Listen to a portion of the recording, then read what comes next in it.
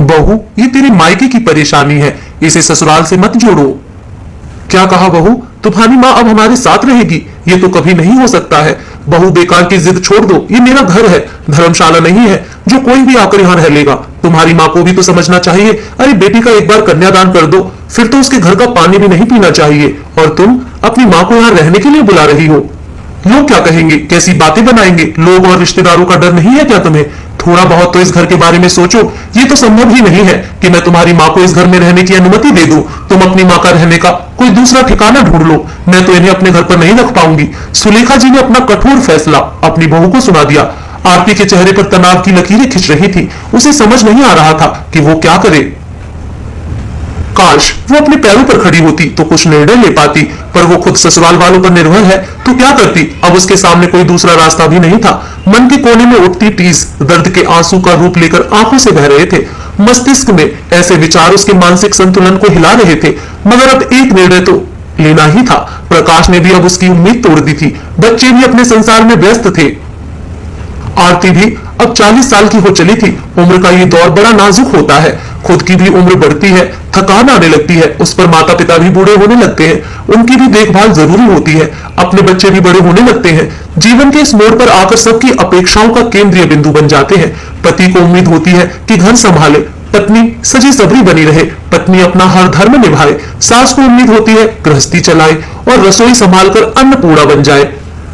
बच्चों को उम्मीद होती है कि मम्मी हमारी दोस्त बनकर रहे, हमारी हर बात में हाँ मिलाए और हमारे अनुसार बनकर रहे। तो क्या इन सबके बीच में एक बेटी से माता पिता का उम्मीद रखना गलत क्यों माना जा रहा है? वो समाज के विरुद्ध क्यों है? आरती की बेचैनी बढ़ती जा रही थी। आरती को अपना बचपन याद आ रहा था। कितना मासूम और बेफिक्र सा बचपन था। माँ निर्मला जी के आंचल तले उसका बचपन बीता था। माँ ने कभी नहीं कहा कि तू लड़की है, तू ये कर, ये मत कर। माँ ने हमेशा मुझे एक योग्य संतान ही बनाना चाहा। उन्होंने पढ़ाई की पूरी छूट दी थी, पर मैं ही पढ़ना नहीं चाहती थी। मैं भी और लड़कियों की तरह बस शादी करके घर बसाना चाहती थी। पिताजी ने भी कई बार कहा कि पढ़ाई तो कर ली है तो नौकरी के लिए भी कोशिश कर ले, पर मैं ही समझना नहीं चाहती थी। मुझे भी अपनी सहेलियों की तरह बस शादी करनी थी। मैं ये नौकरी नहीं करूंगी, पिताजी से कहिए मेरी शादी करवा दीजिए। माँ मेरी बात पर हंसती, बड़ी जल्दी है तुझे शादी करने की, पहले अपने पैरों पर तो खड़ी हो जा। माँ आप भी घर पर रहते हो, लक्ष्मी बुआ की बेटी भी घर पर ही रहती है, गोमती चाची की बेटी का भी विवाह हो गया है, वो नौकरी नहीं करती, सब घर पर मजे करते हैं, फिर मैं क्यों नौकरी करूं? नौकरी भी करूं और घर का काम भी, ये डबल ड्यूटी मुझसे नहीं होगी। और ये कहकर मैं रूठ जाती। पिताजी ने कितनी ही नौकरी के लिए फॉर्म तो भरवाए थे, पर मैं ही गंभीरता से उन्हें नहीं ले पाई थी। जो समय करियर बनाने का था वो मैंने ऐसे ही गवा दिया। माता पिता की इकलौती लाडली बिटिया थी आरती। मुझे नौकरी नहीं करनी और आगे भी पढ़ाई नहीं करनी है, बस यही जिद लेकर बैठी थी। आखिरकार प्रकाश के साथ मेरी शादी तय हो गई। माँ और पिताजी को छोड़कर जाने का दुख था, पर शादी की खुशी भी थी। शादी के पहले जो कुछ अच्छा लगता है वो सब शादी के बाद एक पीड़ा बन जाता है। मैंने अलग अपने सपने सजाए थे और जिंदगी की परत दर परत खुलती जा रही थी। मैं शादी का मतलब ऐश आराम और सुख समझ रही थी, पर शादी तो मेरे साथ कई सारी अपेक्षाएं और जिम्मेदारी का बोझ लेकर आई थी। घर की इकलौती बहू जो बन गई थी, दादी सास, दादा ससुर, सास और ससुर जी और एक पति, इन सब की धुरी बन गई थी।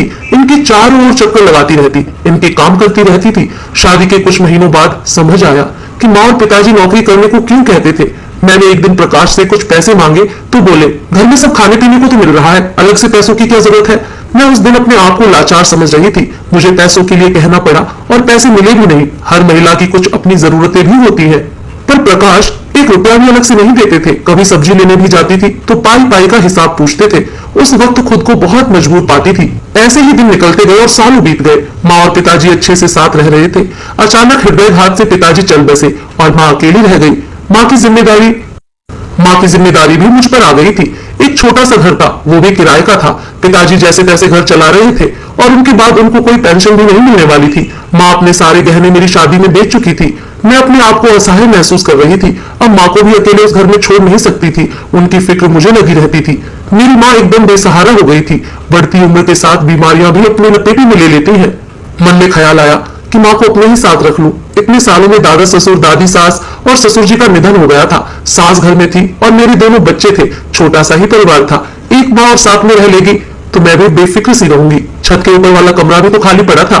मैं दोनों समय खाना भिजवा दूंगी और माँ को क्या चाहिए था। पर यह सुनते ही सास भड़क गई और उन्होंने लंबा चौड़ा भाषण दे दिया।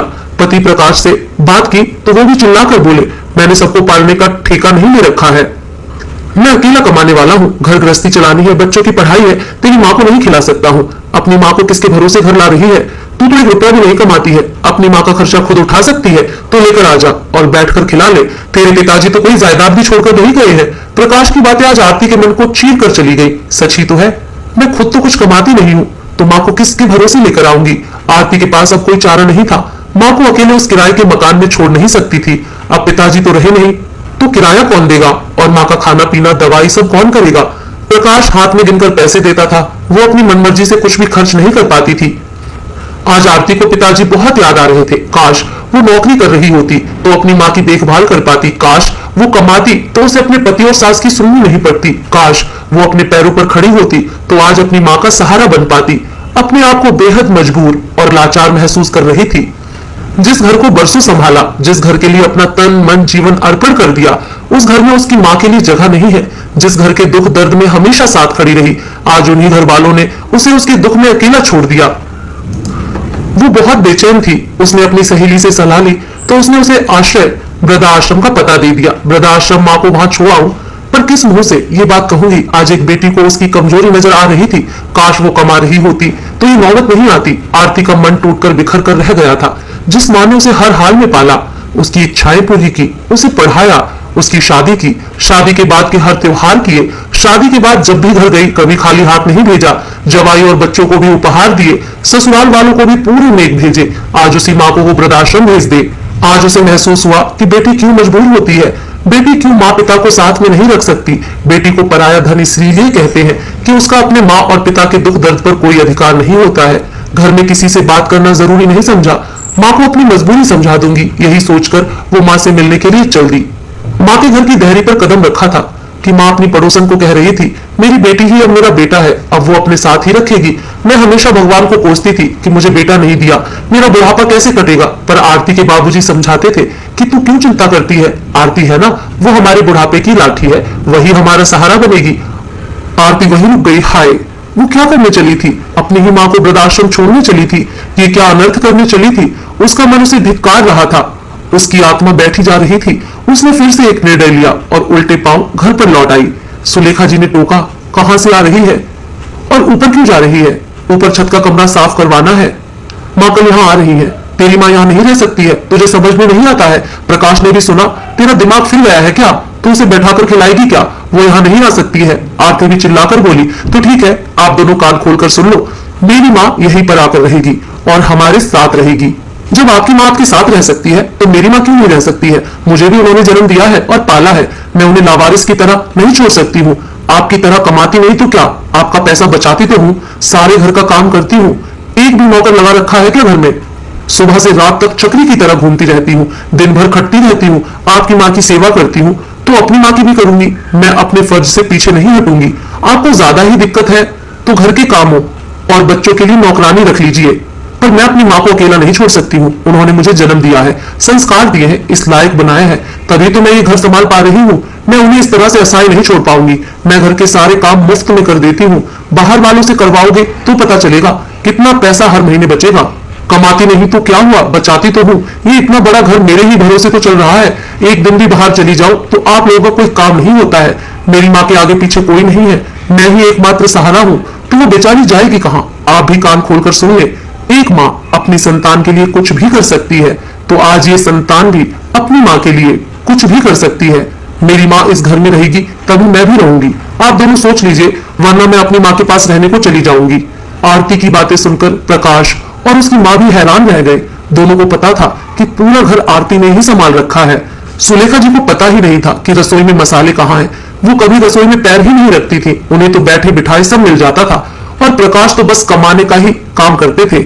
आरती के निर्णय के आगे उन्होंने मौन स्वीकृति दे दी।